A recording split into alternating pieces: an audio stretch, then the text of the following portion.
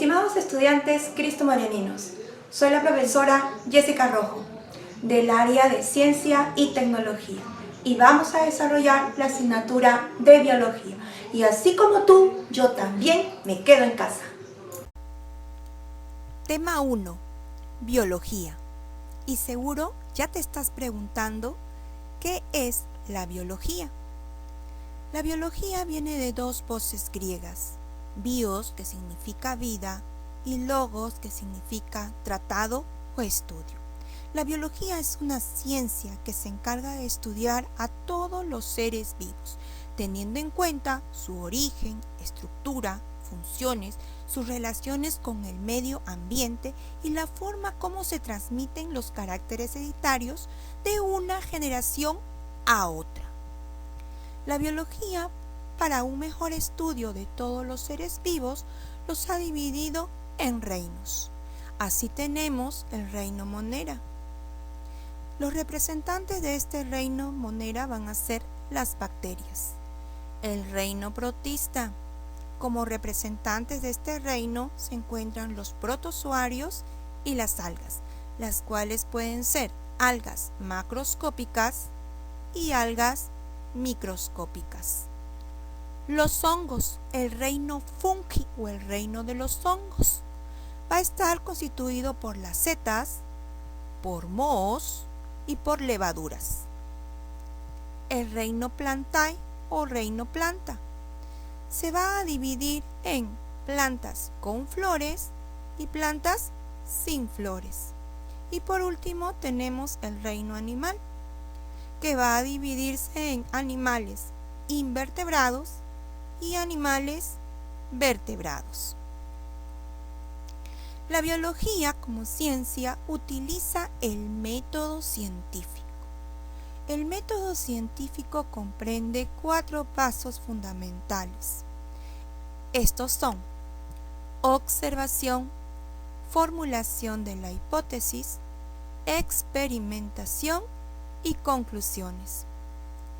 Ahora, ¿en qué consiste la observación? La observación consiste en examinar los hechos y fenómenos que tienen lugar en la naturaleza y que pueden ser percibidos por nuestros sentidos. Ejemplo: si analizamos el cuadro estadístico de infectados y fallecidos por el coronavirus COVID-19, nos planteamos el siguiente problema: determinar si la edad de la persona infiere en la tasa de mortalidad por el COVID-19. ¿Cuál es nuestro segundo paso ahora? Nuestro segundo paso vendría a ser la formulación de la hipótesis. ¿Pero qué es una hipótesis? Una hipótesis es la explicación de los hechos observados y sus posibles causas. Recordemos que la hipótesis puede ser verdadera o puede ser falsa. Como ejemplo, la edad influye en la tasa de mortalidad de pacientes con coronavirus COVID-19. El tercer paso viene a ser la experimentación. La experimentación consiste en reproducir y observar varias veces el hecho o fenómeno que se quiere estudiar, modificando las circunstancias que se consideran convenientes. Entonces, de acuerdo a nuestro problema y a nuestra hipótesis, para poder experimentar, podríamos comparar los cuadros estadísticos a nivel mundial, nacional y local de personas infectadas y fallecidas por este virus. Y el último paso sería la conclusión, que es la interpretación de los hechos observados de acuerdo a nuestros datos experimentales. Y nuestra conclusión sería: según la investigación realizada, se determina que la edad avanzada y las patologías crónicas como hipertensión, enfermedad coronaria, enfermedad respiratoria, cáncer y diabetes son los principales factores de riesgo asociados a una mayor gravedad y letalidad de la infección por el coronavirus causante del COVID-19. Y estos serían los pasos del método científico. Y ya que hemos tocado el tema del coronavirus, pregunto, ¿cuáles son los síntomas de esta enfermedad? Los síntomas comunes: fiebre mayor de 38 grados por más de 3 días, tos y estornudos, dolor de cabeza y de garganta. Síntomas graves: neumonía, dolor muscular y dificultad respiratoria. Y para evitar esta enfermedad, ¿qué debemos hacer? Hasta la fecha no se dispone de vacuna alguna ni de un tratamiento específico. Por ello, la Organización Mundial de la Salud recomienda: lávate las manos con agua y jabón frecuentemente. Mantener una buena higiene de los ambientes. Cúbrase la nariz y boca con el antebrazo o pañuelo desechable al estornudar y toser. Descártelo en el tacho de basura. Evite el contacto con personas con síntomas de infección respiratoria y evitar saludar con la mano o con beso.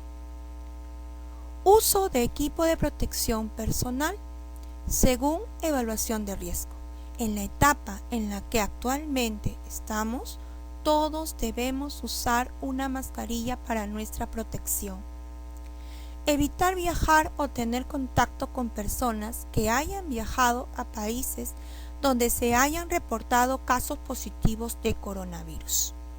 Es muy importante tener en cuenta que si presentas estos síntomas, no te automediques. Lo que debes hacer es acudir al hospital para tu atención y evaluación inmediata. Ahora vamos a hablar acerca de los representantes de esta ciencia, la biología, y sus aportes. Y vamos a iniciar con Aristóteles. Aristóteles dividió a los animales en animales de sangre roja y animales sin sangre roja, y es considerado como el padre de la biología y de la zoología. Teofrasto realizó la primera clasificación sistemática de las plantas, basadas en sus propiedades medicinales. Es considerado como el padre de la botánica. Otro representante más, Anton van Leeuwenhoek. Leeuwenhoek fue el primero en observar animalículos, como se les llamó en un inicio. Ahora los conocemos como protozoarios. Es considerado como el padre de la protozoología. Carl von Linneo clasificó a los seres vivos en categorías taxonómicas. Estas categorías taxonómicas son de mayor a menor, las tenemos acá. El reino, que agrupa a filum o división. Filum o división, que agrupa a la clase. Clase, que agrupa a orden. Orden, que agrupa a familia. Familia, que va a agrupar a género. Y género, que agrupa a especie, que es la categoría taxonómica más pequeña. Louis Pasteur. Louis Pasteur diseñó el método de la pasteurización, que consiste en someter generalmente líquidos a una temperatura aproximada de 80 grados durante un corto tiempo, enfriándolo después rápidamente, con la finalidad de destruir los microorganismos sin alterar la composición y cualidades del líquido. Louis Pasteur decía que una bacteria buena es una bacteria muerta. Louis Pasteur es considerado como el padre de la microbiología médica. Gregorio Mendel. Gregorio Mendel llevó a cabo trabajos con diferentes variedades de guisantes y formuló las hoy llamadas leyes de Mendel, que dieron origen a la herencia genética. Por ello es considerado como el padre de la genética. Charles Darwin. Charles Darwin postuló que todas las especies de seres vivos han evolucionado con el tiempo a partir de un antepasado común, mediante un proceso denominado selección natural. Charles Darwin es considerado como el padre de la evolución. Ernest Haeckel fue el creador del término ecología. La ecología se encarga del estudio de la relación de los seres vivos con su medio ambiente. Haeckel es considerado como el padre de la ecología.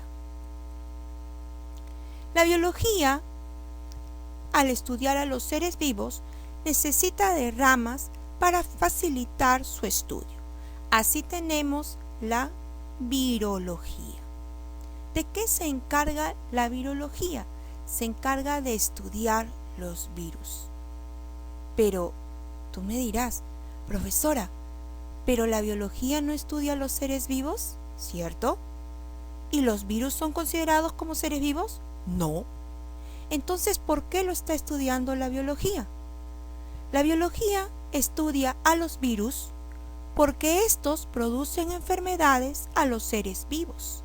Y es importante para la biología conocer los agentes causales de las enfermedades y estudiar mecanismos que detengan su desarrollo. Otra rama vendría a ser la bacteriología. La bacteriología, ya te estás imaginando qué es lo que estudia. Estudia a las bacterias. Estas bacterias pueden clasificarse según su forma en cocos, aquellos que tienen la forma esférica. Los que están así como en este caso solos, le llamamos simplemente cocos.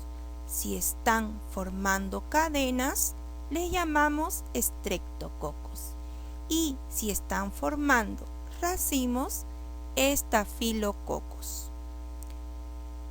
Otra clase de bacteria vienen a ser los bacilos. Los bacilos son los que tienen forma de bastones. Tenemos los bacilos, los diplobacilos y los estreptobacilos. Espirilos son aquellas bacterias que van a tener una forma espiralada, como la espiroqueta. Los vibriones son aquellas bacterias que van a tener forma de coma. La siguiente rama de la biología, micología. ¿De qué se encarga la micología? La micología se va a encargar del estudio de los hongos. Recordemos que estos se clasifican en levaduras, mohos y setas. Embriología. La embriología es una rama de la biología que va a estudiar el desarrollo del ser vivo desde su formación hasta su nacimiento. Pero, ¿cómo se inicia la formación de este nuevo ser? Se va a dar inicio con la fecundación. ¿Y qué es la fecundación? La fecundación viene a ser la unión de dos gametos, un gameto masculino denominado espermatozoide y un gameto femenino denominado óvulo. La unión del óvulo y el espermatozoide va a dar origen a una primera célula, denominada huevo o cigoto. Este huevo cigoto continúa su división gracias al proceso de división celular denominado mitosis. Esto quiere decir que el cigoto se va a dividir en 2, 4, 8, 16, 32 células, adoptando la forma de una mora. Por eso, mórula. Esta mórula continúa su división y ahora pasa a ser un blastocisto con 100 células. Aproximadamente en el día 5 se va a dar la implantación en el útero. Es aquí, en el útero, donde va a culminar su desarrollo hasta el nacimiento. Cuando aún no tiene la forma humana, le vamos a denominar embrión, pero cuando ya adopta la forma humana, se le denomina feto.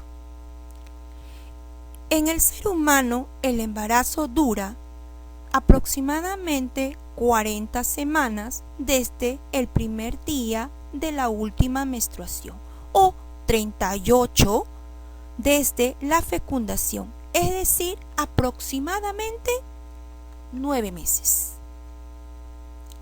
Hasta aquí sería la clase del día de hoy.